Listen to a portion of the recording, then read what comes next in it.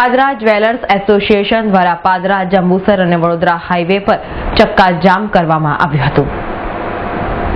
સરકાર દ્વારા કરાયેલા એક્સાઇઝ ડ્યુટીમાં વધારા અંગે પાદરા જ્વેલર્સ એસોસિએશનના આશરે 300 જેટલા વેપારીઓ રોડ પર ઉતરી આવીને ચક્કાજામ કર્યું હતું તથા જેટલી હટાવો જ્વેલર્સ બચાવોના સૂત્રોચ્ચારો કરી વડાપ્રધાન મોદીની હાય હાય પણ બોલાવી હતી।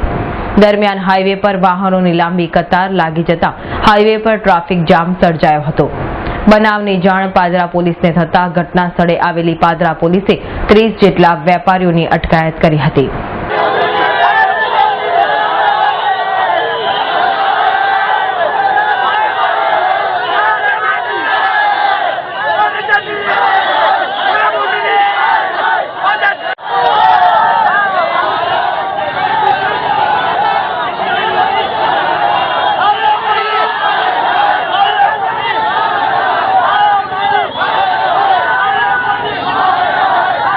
ઉગ્ર આંદોલન ચાલુ થઈ ગયું છે અને આજ રોજ ચોકસી મહાજન મંડળ પાદરાએ પણ રસ્તા રોકોનું આંદોલન કરીને એક્સાઇઝ ડ્યુટીનો સખત વિરોધ કરેલ છે।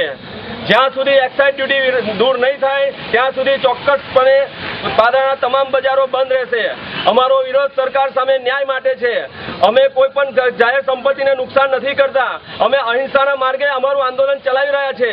ના છૂટકે અમારે ઉગ્ર આંદોલનનું સ્વરૂપ ધારણ ના કરવું પડે માટે અમે સરકારને નમ્ર વિનંતી કરીએ છીએ કે આ કાળો કાયદો દૂર કરીને આ સુઓના કારણે પડતી તકલીફને ધ્યાનમાં રાખીને આ કાળો કાયદો દૂર કરો। અમારો સખત વિરોધ છે અને સમગ્ર દેશમાં આજે રસ્તા રોકો આંદોલનનું ઉગ્ર સ્વરૂપ ધારણ કરી રહ્યું છે।